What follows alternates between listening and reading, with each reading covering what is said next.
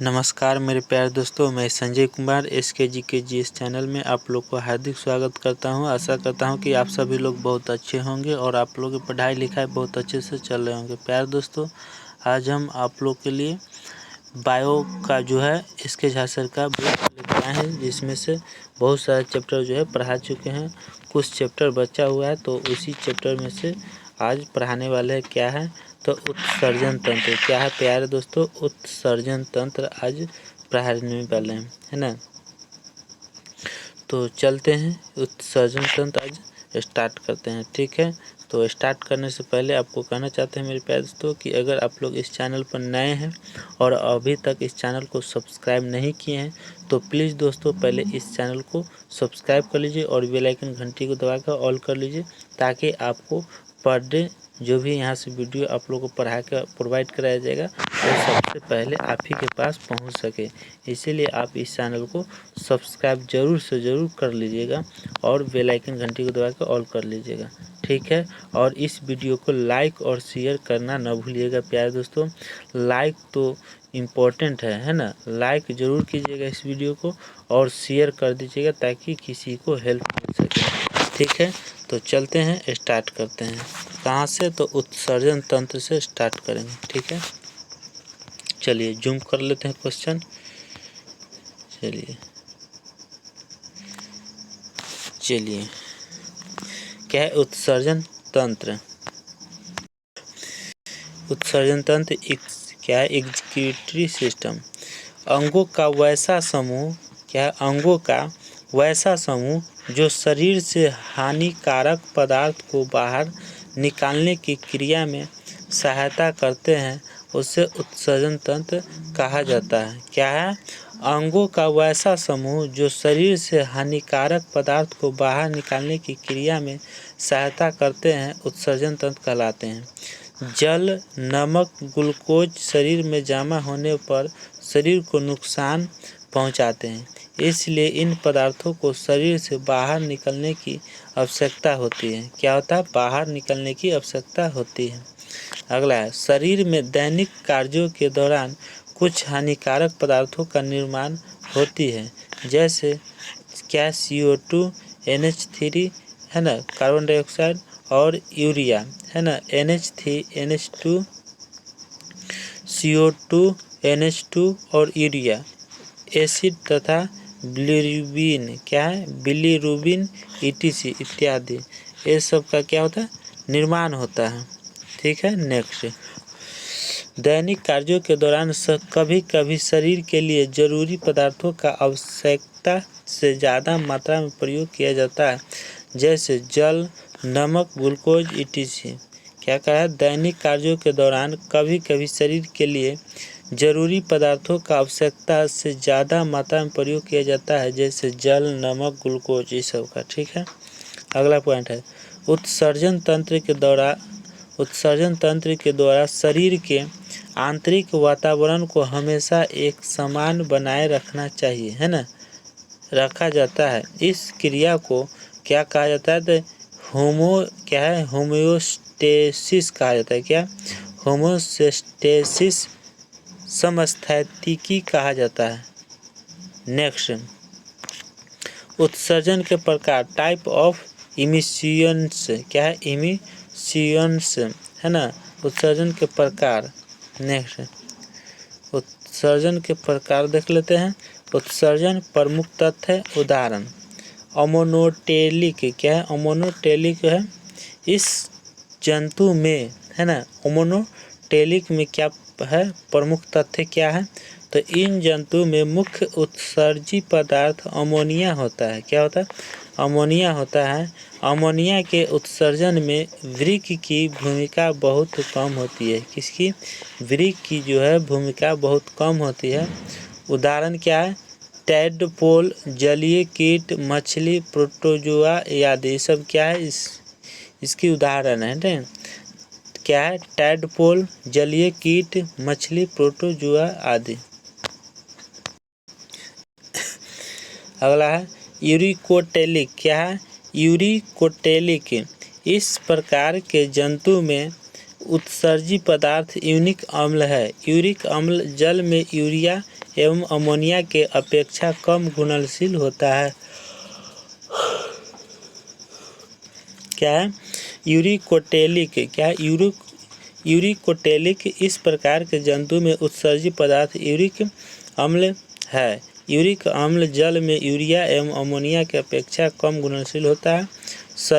क्या है? सभी सरीसृप तथा पक्षी में होता है ना? सभी सरीसृप तथा पक्षी में होता है। नेक्स्ट अगला है क्या? यूरियोटेलिक। क्या? यूरियोटेलिक इसमें उत्सर्जन पदार्थ के रूप में यूरिया होता है। क्या? उत्सर्जन पदार्थ के रूप में क्या होता है? यूरिया होता है। अमोनिया व कार्बन डाइऑक्साइड मिलकर यूरिया का निर्माण करता है। क्या है? अमोनिया व कार्बन डाइऑक्साइड मिलकर यूरिया का निर्माण करता है। कौन कौन में होता है? तो मेढक में, स्तनधारी में आदि। मेढक, स्तनधारी आदि में पाया जाता है। ठीक है। नेक्स्ट अगला, विभिन्न जंतु में उत्सर्जी अंग। विभिन्न जंतु में उत्सर्जी अंग, जंतु वर्ग अंग। नेक्स्ट जंतु वर्ग, प्रोटोजोआ, पोरीफेरा तथा सिलेंटेटा। क्या है? सिलेंटेटा है ना। प्रोटोजोआ, पोरीफेरा तथा सिलेंटेटा ये क्या है? जंतु वर्ग है। और अंग इसका क्या है? तो कोशिका के सतह या देह, कोशिका के सतह या देह भित्ति से विसरण द्वारा है ना, इसका अंग है। अगला है जंतु वर्ग है क्या है? प्लेटीहेल्मिन्थ्स। क्या है? प्लेटीहेल्मिन्थ्स चपटा कृमि तथा फीता कृमि होता है। और इसका अंग क्या है? फ्लेम कोशिका है। क्या है? फ्लेम कोशिका होता है। नेक्स्ट अगला एसिक्लिमिन्थिस। क्या है? एसिक्लिमिन्थिस गोल कृमि को कहा जाता है। ठीक है। और आगे इनका क्या है? अंग रिनेट कोशिका द्वारा है ना होता है। एनेलिडा। क्या है? एनेलिडा जोंक केचुआ को कहा जाता है। एनेलिडा किसको कहा जाता है? जोंक केचुआ को कहा जाता है। और इनका अंग क्या है? नेफ्रिडिया द्वारा होता है। नेफ्रिडिया द्वारा होता है। मोलस्का, घोंघा ऑक्टोपस को कहा जाता है। घोंघा को देखे हैं और ऑक्टोपस, इनको मोलस्का कहा जाता है। ठीक है। क्या है? नेफ्रिडिया वृक्क तथा केबर अंग द्वारा होता है। ठीक है। क्या है? इकाइनोडर्मिटा। इकाइनोडर्मिटा स्टार फिश को कहा जाता है। ठीक है। श्वसन वक्ष तथा क्या है? ट्यूबफुट द्वारा होता है। क्या है? ट्यूबफुट द्वारा होता है। नेक्स्ट चलिए यहाँ तक पढ़ लिए हैं। चलिए नेक्स्ट नेक्स्ट नेक्स्ट नेक्स्ट आ जाइए। चलिए क्या है अगला पॉइंट? ऑर्थ्रोपोडा। क्या है? ऑर्थ्रोपोडा कीट मकड़ी को कहा जाता है। ऑर्थ्रोपोडा है ना। ऑर्थ्रोपोडा किसको कहा जाता है? कीट मकड़ी को। इसका अंग क्या है? मालपीजियन नली द्वारा इसका अंग प्राप्त होता है। मालपीजियन नली द्वारा अंग इसका प्राप्त होता है। ठीक है। प्रोटोकॉर्डेटा। प्रोटोकॉर्डेटा क्या है? सेलेनोसाइट्स द्वारा होता है। अंग प्राप्त किसके द्वारा होता है? सेलेनोसाइट्स द्वारा प्राप्त होता है। कॉर्डेटा मनुष्य। कॉर्डेटा क्या है? किडनी। क्या है? किडनी द्वारा होता है। कॉर्डेटा जो है किडनी द्वारा होता है। नेक्स्ट अगला नोट्स में देख लीजिए, इस पर ध्यान ज़्यादा दीजिएगा। ठीक है। एक एक क्वेश्चन को हम कराते चलेंगे। प्यारे दोस्तों, अगर इस चैनल पर नए हैं तो दोस्तों आप इस चैनल को सब्सक्राइब कर लीजिए और बेल आइकन घंटी दबाकर ऑल कर लीजिएगा। ठीक है। और इस वीडियो को लाइक और शेयर जरूर कीजिएगा। नेक्स्ट क्या है? आर्निथिन। क्या है? आर्निथिन तथा गुआनिन नामक उत्सर्जी पदार्थ का उत्सर्जन होता है। क्या होता है? उत्सर्जन होता है क्रमशः पक्षी तथा मकड़ी में। कहाँ होता है? क्रमशः पक्षी तथा मकड़ी में होता है। आर्निथिन तथा गुआनिन नामक उत्सर्जी पदार्थ का उत्सर्जन होता है कहाँ? पक्षी तथा मकड़ी में होता है। ठीक है। याद हो गया होगा या तो आप लिख लिए होंगे। ठीक है। चलते हैं नेक्स्ट। सेकेंड, एक कोशिकीय जीव में उत्सर्जन की क्रिया होता है। एक कोशिकीय जीव में उत्सर्जन की क्रिया होता है विसरण विधि द्वारा। किसके द्वारा? विसरण विधि द्वारा होता है। अगला पॉइंट है, नेक्स्ट क्वेश्चन है, वह प्रक्रिया जिसमें शरीर में जल एवं लवण की सांद्रता को संतुलित किया जाता है। वह प्रक्रिया जिसमें शरीर में जल एवं लवण की सांद्रता को संतुलित किया जाता है उसे क्या कहा जाता है? तो ओस्मोरगुलेशन कहा जाता है। क्या? ओस्मोरगुलेशन कहा जाता है। ठीक है। मनुष्य में ओस्मोरगुलेशन की क्रिया होता है किडनी से। किससे होता है? किडनी के द्वारा होता है। ठीक है, किडनी से होता है। एक कोशिकीय जीव ओस्मोरगुलेशन की क्रिया होता है संकुचन ध्वनि के द्वारा। ठीक है। मनुष्य में उत्सर्जन चलिए, उत्सर्जन अंग, प्रमुख तथ्य और उत्सर्जित पदार्थ। उत्सर्जन अंग क्या है? किडनी, त्वचा, यकृत और भी है। तो किडनी के देख लेते हैं। प्रमुख तथ्य क्या है? यह प्रमुख उत्सर्जन अंग है। किडनी जो है यह प्रमुख उत्सर्जन अंग है। क्या है? उत्सर्जन अंग है। और इनके उत्सर्जित पदार्थ क्या है? मूत्र है। क्या है? यूरिन है। त्वचा, श्वेत ग्रंथि से पसीना तथा सीवन ग्रंथि से तैलीय पदार्थ का क्या है? स्त्राव होता है। तो पसीना, जल, लवण, यूरिया, अमीनो अम्ल आदि इनकी उत्सर्जित पदार्थ हैं, है ना। त्वचा से क्या होता है? पसीना आता है, जल, लवण, यूरिया, अमीनो अम्ल आदि क्या होता है? उत्सर्जित होता है। और इनका प्रमुख तथ्य क्या है? श्वेत ग्रंथि से पसीना तथा सीवन ग्रंथि से तैलीय पदार्थ का स्राव होता है। समझ में आ गया होगा। अब चलते हैं यकृत से। यकृत मतलब होता है लीवर, है ना। लीवर से यह अमोनिया को यूरिया में बदलता है। यकृत जो है अमोनिया को यूरिया में बदलता है। Urea and bile pigment.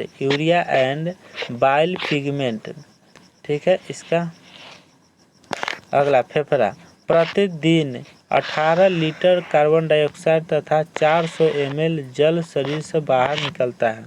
प्रतिदिन 18 लीटर कार्बन डाइऑक्साइड तथा 400 ml जल शरीर से बाहर निकलता है फेफड़ा से। ठीक है, फेफड़ा हो गया। और कार्बन डाइऑक्साइड तथा जल वाष्प इसका क्या है? उत्सर्जित अंग है। ठीक है। क्या है प्यारे दोस्तों? तो उत्सर्जित पदार्थ हैं। ठीक है। आगे बड़ी आंत। बड़ी आंत का क्या है? जल का अवशोषण होता है। और उत्सर्जित पदार्थ में क्या हो गया? Ca, भारी धातु आदि होता है। ठीक है। नेक्स्ट किडनी पर आते हैं। चलिए, किडनी है वृक्क या गुर्दा किडनी। ठीक है।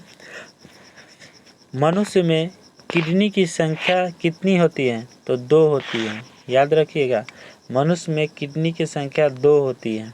ये सभी लोग जानते हैं, बच्चा भी जानता है। ठीक है। अगला, इसका आकार सेम की क्या है? सेम की बीज की तरह होता है। सेम होता है ना, जिसको सब्जी खाते हैं, इसकी आकार की बीज की तरह होता है किडनी। ठीक है। किडनी का औसतन वजन 140 से 150 ग्राम होता है। 140 ग्राम से 150 ग्राम क्या है? किडनी की वजन होता है। पुरुषों में 125 से 170 ग्राम की बीज और महिलाओं में 115 से 125 ग्राम की बीज होता है। याद रखिएगा, जो किडनी होता है जो पुरुष में 125 से 170 ग्राम की होता है पुरुष में, लेकिन वही महिला में पाया जाता है 115 से 125 ग्राम की बीज होता है। मतलब पुरुष से क्या होता है? वजन में छोटा और साइज में भी क्या होता है? छोटा होता है। आगे, किडनी के बाहरी आवरण को क्या कहा जाता है? तो पेरिटोनियम कहते हैं। क्या कहते हैं? पेरिटोनियम कहते हैं। किडनी का मुख्य कार्य मूत्र का निर्माण करना तथा रक्त का छानना होता है। क्या होता है? रक्त को छानना किया जाता है। नेक्स्ट क्वेश्चन, किडनी की बनावट क्या है? किडनी की बनावट, स्ट्रक्चर ऑफ किडनी, है ना। किडनी की आंतरिक संरचना 2 भागों में विभाजित होती है। बाहर वाला भाग कॉर्टेक्स तथा अंदर वाला भाग मेड्यूला कहा जाता है। बाहर वाला भाग को कॉर्टेक्स तथा अंदर वाला भाग को मेड्यूला कहा जाता है। नेक्स्ट क्वेश्चन, नेक्स्ट है प्यारे दोस्तों, चलिए देखते हैं क्या क्या है। देखिए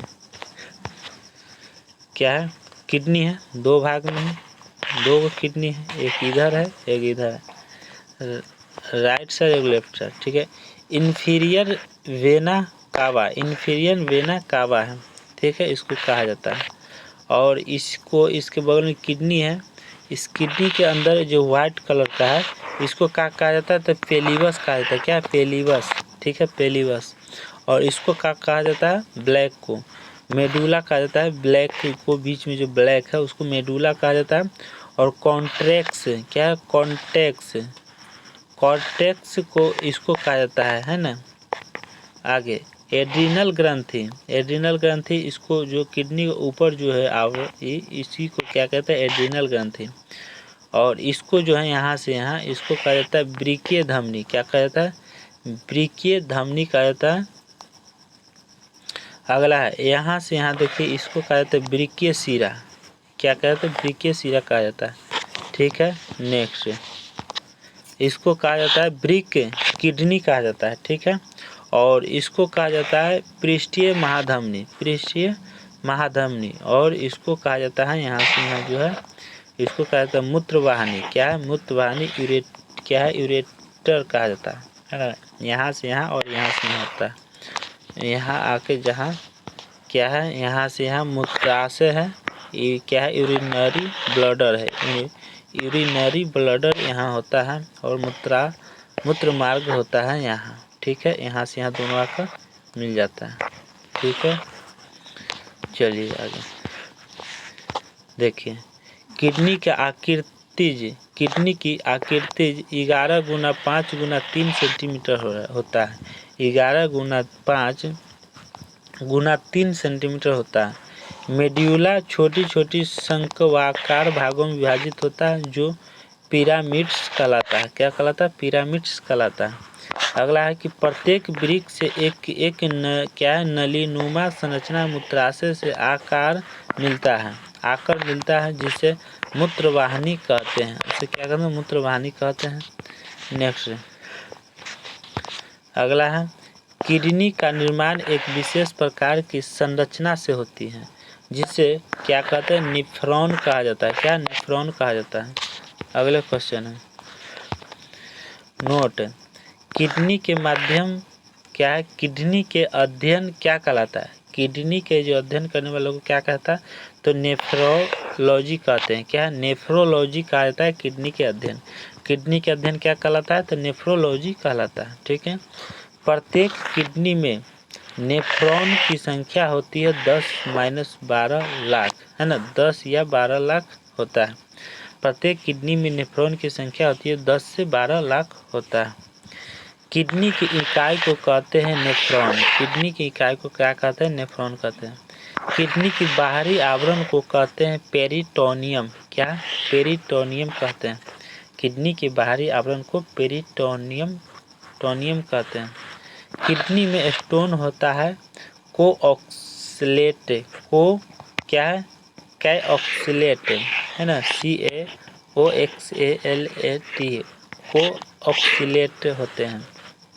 ऑक्जिलेट को क्या, ऑक्जिलेट, कोएक्जिलेट होता है, ठीक है।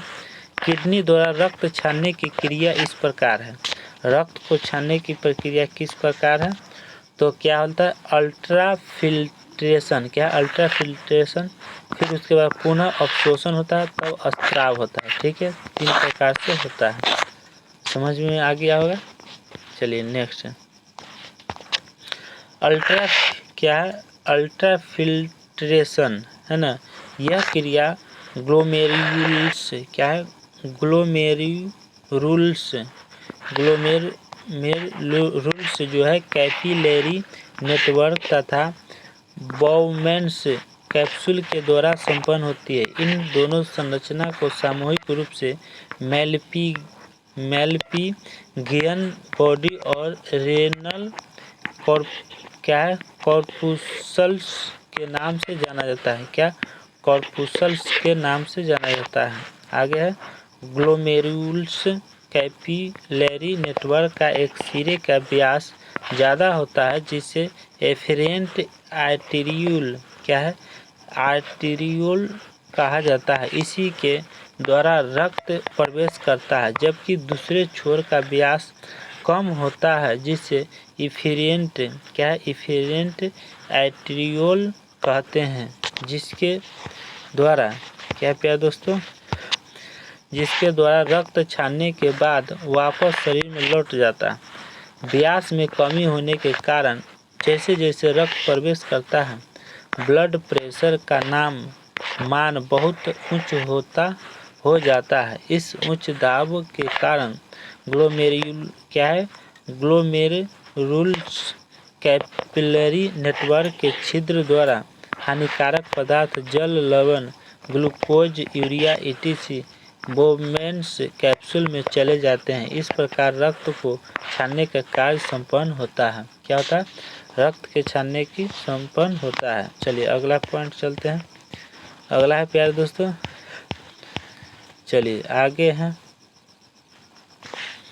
नेक्स्ट, सूक्ष्म छिद्रों द्वारा अत्यधिक दबाव में सूक्ष्म छिद्रों द्वारा अत्यधिक दबाव में रक्त को छानने की क्रिया अल्ट्राफिल्ट्रेशन कहलाती है। क्या कहलाता है? अल्ट्राफिल्ट्रेशन कहलाती है। ठीक है, नेक्स्ट है प्यारे दोस्तों, पुनः अवशोषण है ना, रिबसोर्प्शन। पुनः अवशोषण रक्त को छानने के दौरान रक्त में मौजूद जल की अतिरिक्त मात्रा के साथ ग्लूकोज जैसे आवश्यक पदार्थ भी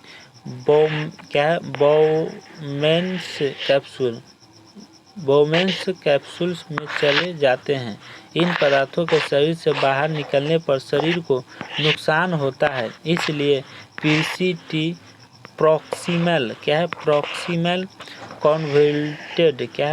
कॉन्वोलेटेड टैबलेट के द्वारा इन पदार्थों को पुनः अवशोषित कर लिया जाता है। यह क्रिया रिबोसोर्प्शन कहलाती है। रिबोसोर्प्शन कहलाती है। नेक्स्ट अगला है स्त्राव सिक्रेशन। यह क्रिया DCT digital convoluted tablet digital convoluted tablet में होती है। पीसीटी प्रॉक्सिमल कॉन्वोलेटेड टैबलेट के द्वारा पुनः अवशोषण के बाद पदार्थ लूप ऑफ हैनल के द्वारा होते हुए डीसीटी में पहुंचता है, जहां पर कुछ पदार्थों के सिक्रेशन का काम होता है, जिसमें पोटेशियम के कंपाउंड तथा प्रतिजैविक एंटीबायोटिक शामिल होते हैं। क्या होते हैं? एंटीबायोटिक शामिल होते हैं। नेक्स्ट सिक्रेशन सिक्रेशन के बाद सभी पदार्थ कलेक्टिंग डक्ट में चले जाते हैं, तब इस पदार्थ को मूत्र यूरिन कहा जाता है। अर्थात मूत्र का निर्माण कलेक्शन डक्ट कलेक्शन डक्ट में होता है। कहाँ होता है? कलेक्शन डक्ट में होता है। मूत्र मतलब यूरिन में मात्रा क्या होता है? 1.5 लीटर पर दिन यूरिन क्या होता है? स्त्राव होता है। क्या होता है? यूरिन जो है बाहर निकलता है, कितना? 1.5 लीटर प्रतिदिन होता है। कंपोजिशन कंपोजिशन जल 95% जल होता है, यूरिया 2% होता है, लवण 2% होता है, अन्य 1% होता है। ठीक है, सभी मिलाकर 100% होता है, लेकिन 90% जल होता है। 95% क्या होता है? जल होता है।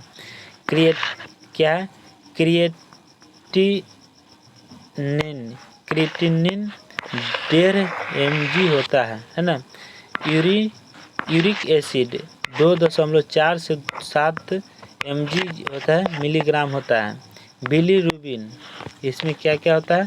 तो बिलीरुबिन होता है, विटामिन होता है, एंटीबायोटिक होता है, हिप्यूरिक एसिड, सोडियम भी होता है।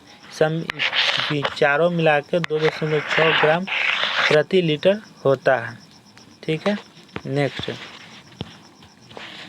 आगे है। नोट में मूत्र का रंग किसके कारण पीला होता है? तो किसके कारण होता है?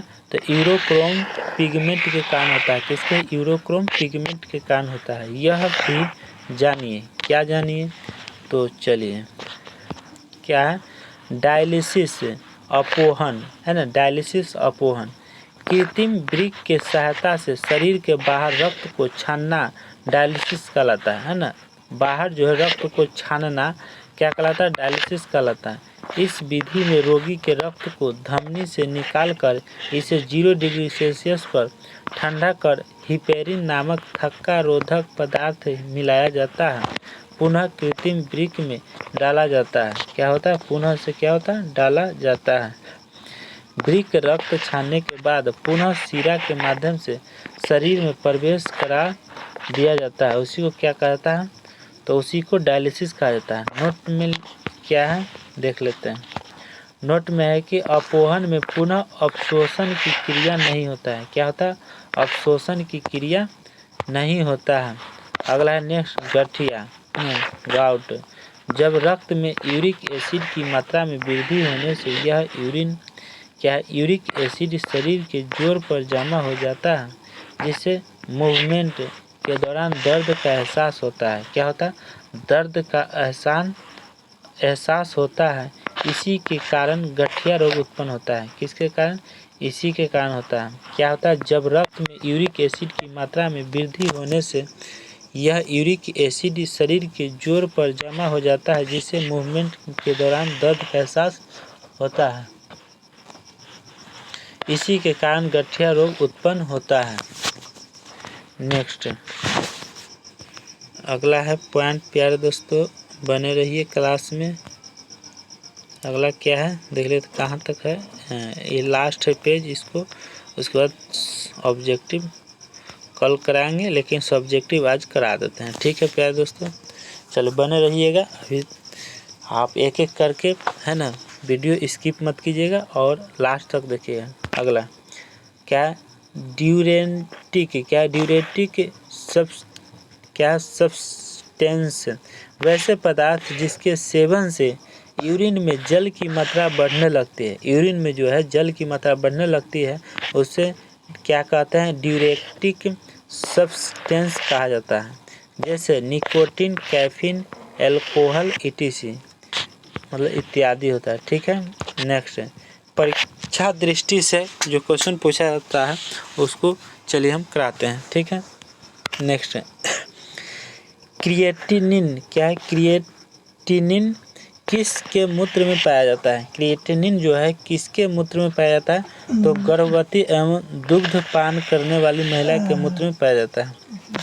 नेक्स्ट है कि किसमें मूत्राशय अनुपस्थित होता है? किसमें मूत्राशय अनुपस्थित होता है? तो सांप में, मगरमच्छ में, पक्षी में एवं प्रोटोथीरिया आदि में जो है मूत्राशय अनुपस्थित होता है। ठीक है, सांप, मगरमच्छ, पक्षी एवं प्रोटोथीरिया आदि में। कैल्शियम फॉस्फेट का त्याग शरीर में किसके द्वारा किया जाता है? कैल्शियम फॉस्फेट का त्याग शरीर में किसके द्वारा किया जाता है? तो आहार नाल द्वारा किया जाता है। किसके द्वारा? आहार नाल द्वारा किया जाता है।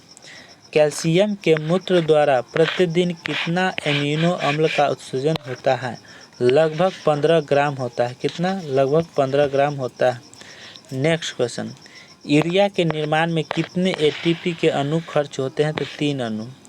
ब्रोमेन क्या है? संपुट में रक्त कौन पहुंचाता है? अभिवाही धमनिका पहुंचाता है। मनुष्य में मूत्र विसर्जन किस प्रकार प्रतिक्रियाओं का परिणाम होता है? किस प्रकार होता है? तो अनैच्छिक तथा ऐच्छिक क्या है? ऐच्छिक प्रतिक्रियाओं के सह प्रभाव से होता है। ठीक है, अगला अनावश्यक अमीनो अम्ल को यूरिया में बदलता है कौन? यकृत, लीवर बदलता है। कौन बदलता है? लीवर बदलता है। नेक्स्ट क्वेश्चन आ जाइए। नेक्स्ट क्वेश्चन है यकृत में लीवर में यूरिया का संश्लेषण किस चक्र द्वारा होता है? तो ऑर्निथिन आर्जिनिन चक्र के द्वारा होता है, ठीक है। क्रेबस हेंसेलिट चक्र द्वारा इसका निर्माण होता है यूरिया के द्वारा, ठीक है। सबसे अधिक विषैला उत्सर्जन पदार्थ है अमोनिया। क्या है? अमोनिया है। वृक्क नलिका में जल का अवशोषण कहाँ होता है? तो कुंडलित नलिका के दूरस्थ भाग में होता है। कुंडलित नलिका के दूरस्थ भाग में होता है। नेक्स्ट, मनुष्य में पूर्ण उत्सर्जित अंग की उपमा किससे प्रदान किया जाता है? तो वृक्क को, मतलब किडनी को। वृक्क मतलब किडनी होता है, ठीक है। मूत्र में 95% जल, 2.5% यूरिया और 2.5% अन्य अपशिष्ट होता है। NCERT से लिया गया है क्वेश्चन, ठीक है। नेक्स्ट, क्या प्लाज्मा रक्त गैस शरीर के पचे हुए भोजन, हार्मोन और उत्सर्जित पदार्थ का संवहन या परिवहन करता है? क्या है? संवहन या परिवहन करता है। NCERT से लिया गया है। मानव उत्सर्जन तंत्र में एक जोड़ा वृक्क, 2 मूत्रवाहिनी, 1 मूत्राशय तथा 1 मूत्र मार्ग होता है, ठीक है। नेक्स्ट, कृत्रिम वृक्क अपोहन में मूत्र का पुनः अवशोषण नहीं होता है। अगला, यूरोक्रोम का निर्माण होता है RBC के हीमोग्लोबिन में। कहाँ होता है? RBC के हीमोग्लोबिन में, मतलब रेड ब्लड सेल्स के हीमोग्लोबिन में होता है। हेनले लूप कहाँ पाया जाता है? तो वृक्क नलिका में, किडनी के नलिका में पाया जाता है, ठीक है। पुनः अवशोषण की क्रिया नेफ्रॉन के किस भाग में होता है? पुनः अवशोषण की क्रिया नेफ्रॉन के किस भाग में होता है? तो स्रावी भाग में होता है। कहाँ होता है? स्रावी भाग में होता है। तो प्यारे दोस्तों, आज की क्लास यहीं तक। ऑब्जेक्टिव है तो ऑब्जेक्टिव आप लोगों को कल करा देंगे। कितना है आप लोग को दिखा देते हैं। ऑब्जेक्टिव इसमें है लगभग आपको मिल जाएगा प्यारे दोस्तों 63 है ना। बाकी बात दूसरा चैप्टर फिर कंकाल तंत्र पढ़ाएंगे, तो कल 63 को ऑब्जेक्टिव पढ़ा देंगे। तो आप लोग कल के लिए रेडी रहिएगा, तैयार रहिएगा। तो चलते हैं प्यारे दोस्तों। जाते जाते फिर कहना चाहते हैं कि अगर आप लोग इस चैनल को सब्सक्राइब नहीं किए हैं तो प्लीज़ दोस्तों इस चैनल को सब्सक्राइब कर लीजिए और बेल आइकन घंटी को दबा कर ऑल कर लीजिए, और इस वीडियो को लाइक और शेयर करना न भूलिएगा। चलते हैं प्यारे दोस्तों। जय हिंद, जय भारत। थैंक यू दोस्तों।